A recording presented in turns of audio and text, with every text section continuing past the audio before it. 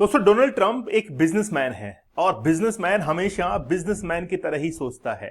Donald Trump भी तो businessman है, इसीलिए दोनों अपने फायदे की सोच रहे हैं।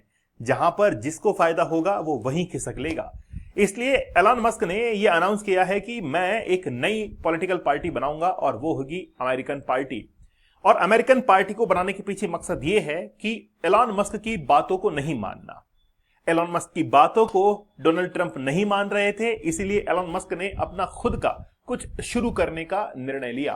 लेकिन ऐसा तो अक्सर होता है भारत में। आप देखेंगे कि हमेशा पॉलिटिकल पार्टीज के बीच में डिस्प्यूट यही होता है कि एक इंसान दूसरे इंसान की बात नहीं मानता। लेकिन यह कदम उठाना कि मैं अपनी खुद की पॉलिटिकल पार्टी बना रहा हूं, यह बहुत बड़ा कदम होता है, क्योंकि हो सकता है कि उसका हमेशा के लिए पॉलिटिकल करियर खत्म हो जाए। और एलन मस्क आज उसी राह पर निकल पड़े हैं। अमेरिका का यह इतिहास रहा है कि 1912 के अंदर 1912 के अंदर रूजवेल्ट, जो कि थर्ड मूक पार्टी के से आए थे, मतलब उसको मूस पार्टी कहा जा रहा था, वो एक ऐसी पार्टी से आ रहे थे जो कि इंडिपेंडेंट कैंडिडेट थे, लेकिन वो जीत नहीं पाए। 1922 वापस से इलेक्शन के अंदर थर्ड फ्रंट देखने को मिला यूएसए में, लेकिन फिर से कोई भी political party rather than Republic और डेमोक्रेटिक पार्टी के कोई भी अपनी जगह नहीं बना पाई। तो क्या एलन मस्क जगह बना पाएंगे? क्या लगता है आप लोगों को, क्या ऐसा पॉसिबल हो पाएगा?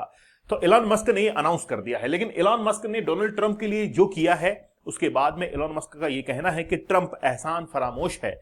मेरे रहते हुए ही डोनाल्ड ट्रंप इस पॉलिटिकल पार्टी को जीत पाए हैं, इस पॉलिटिकल पार्टी में अध्यक्ष बन पाए हैं और आज अमेरिका के राष्ट्रपति बन चुके हैं।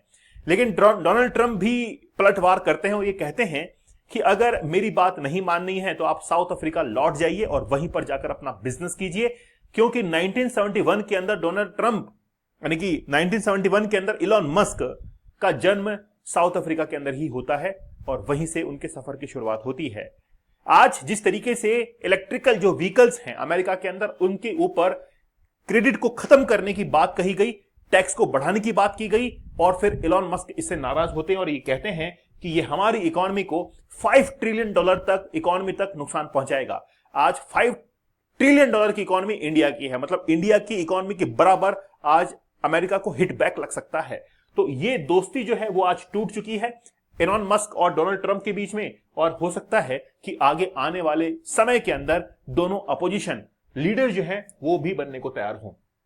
इलॉन मस्क ने लोगों से पूछा कि मैं एक नई पॉलिटिकल पार्टी बनाने के लिए जा रहा हूं और वो है अमेरिकन पार्टी, क्या आप इसके पक्ष में वोट करेंगे? तो इसके यस के अंदर कहने वाले लोग 65% थे। 65% लोगों ने कहा कि हां, एलन मस्क को पॉलिटिकल पार्टी बनानी चाहिए। अगर आज भी आप खुद ये सोशल मीडिया के ऊपर जाकर पोस्ट करेंगे कि मैं फलाना फलाना व्यक्ति हूं और नरेंद्र मोदी के खिलाफ एक अलग पार्टी बनाकर इलेक्शन लड़ना चाहता हूं, तो लोग आपके पक्ष में वोट करेंगे। आप करके देख लीजिएगा। ये एक साइकोलॉजिकल मेथड है। लोगों को ये लगता है कि क्यों ना ये लड़ना चाहता है, इसको लड़वाया जाए और इसकी अपनी औकात दिखाई जाए। तो ये 65% लोग वो हो सकते हैं जो कि एलन मस्क को अपनी औकात दिखाना चाहते हैं कि तुम क्या हो। क्योंकि हो सकता है इन्हीं के अंदर 65% के अंदर रिपब्लिक पार्टी वाले भी हों और डेमोक्रेटिक पार्टी वाले भी हों, जो कि इसी 65% के अंदर शामिल हों, और वो भी ये चाहते हो कि इसको मैदान में उतारो, तब पता पड़ेगा कि पॉलिटिक्स क्या होती है। तो एलन मस्क का करियर जो है खत्म करने को लगे हुए हैं। 1912 के अंदर रूजवेल्ट जो थे वो एक पॉलिटिकल पार्टी के साथ में आते हैं, प्रोग्रेसिव पार्टी, और उसी पार्टी ने उस समय 27.4% वोट हासिल किए थे, लेकिन वो हार गई थी। उस समय जो डेमोक्रेटिक पार्टी थी उसने जीत हासिल की थी और उसी समय वो राष्ट्रपति बन गए थे। लेकिन इसीलिए मैं आपसे कह रहा हूं कि यूएसए में कभी भी थर्ड पार्टी जो है वो नहीं बन पाई है, थर्ड फ्रंट कभी भी नहीं बन पाया है। आज इलॉन मस्क और डोनाल्ड ट्रंप के बीच में जो विवाद की जड़ है, डिस्प्यूट की जो जड़ है, वो है बिग ब्यूटीफुल बिल। तो बिग ब्यूटीफुल बिल रिसेंटली जो है वो अनाउंस किया गया पार्लियामेंट के अंदर, और वहां पर 5149 मतलब 51% जो लोग थे वो इस बिग ब्यूटीफुल के पक्ष में थे और 49% जो लोग थे वो इसके खिलाफ थे। इसमें क्या था ऐसा? इसमें लिखा हुआ था कि जितनी भी ईवी व्हीकल्स हैं उन पर क्रेडिट नहीं दिया जाएगा, साथ ही में टैक्स की स्लैब बढ़ाई जाएंगी, और ओवर टाइम जो वर्कर्स हैं उनको ओवर टाइम का कोई भी चार्ज सैलरी नहीं दी जाएगी, और बहुत सारे जो टैक्सेस हैं इनको बढ़ाया जाएगा और उसकी मियाद मतलब जो जमा करने की जो मियाद है, जो लिमिट है, उसको भी आगे बढ़ा दिया जाएगा। मतलब कुल मिलाकर बात यह थी कि बिग ब्यूटीफुल बिल से अमेरिका को बहुत बड़ा हिटबैक जो है वो लगने जा रहा था। इसीलिए एलन मस्क ने कहा कि मैं इसके साथ में नहीं हूं, मैं अपनी एक अलग पॉलिटिकल पार्टी बनाने के लिए जा रहा हूं। तो ये क्या पॉसिबल हो पाएगा? आप लोगों को क्या लगता है? मैंने एनालिसिस आपको बता ही दिया है। अब बात यह है कि आखिरकार आज तक अमेरिका के अंदर थर्ड फ्रंट क्यों नहीं बन पाया है, वो सुनिए। अमेरिका के अंदर सबसे पहला प्रोसीजर है फर्स्ट पास्ट दी पोस्ट, अग्रता ही विजेता, जिसको हम लोग हिंदी में कहते हैं। जो आगे रहेगा वो जीतेगा। अगर हम लोग इंडियन कॉन्स्टिट्यूशन को पढ़ते हैं और इंडियन कॉन्स्टिट्यूशन के अंदर एक आर्टिकल है, आर्टिकल 55, जिसमें इंडियन प्रेसिडेंट के इलेक्शंस को जीतने के लिए भी फर्स्ट पास्ट द पोस्ट एक प्रोसीजर को फॉलो करते हैं, मतलब अग्रता ही विजेता, और जिसमें सबसे ज्यादा जिसको वोट हासिल हुए हैं वही जीतता है। और अगर अमेरिका के अंदर थर्ड फ्रंट आता है, उसकी इतनी पॉपुलैरिटी नहीं होती है कि वो एक बार के अंदर ही आगे निकल जाए, पहली बात। दूसरी बात यह है कि अमेरिका के अंदर इलेक्शंस पहले स्टेट बेस पर लड़कर वहां से जीता जाता है, उसके बाद में ही वो फिर लोग आगे निकलते हैं और फिर वो सेंटर के अंदर अपनी जीत दर्ज करते हैं। और थर्ड पार्टी के लिए यही सबसे बड़ी मुसीबत है कि पहले स्टेट के अंदर अपनी पकड़ मजबूत बनाओ और फिर सेंटर के अंदर जाकर इलेक्शन लड़ो। तो नई पार्टी के लिए ऐसा संभव नहीं है।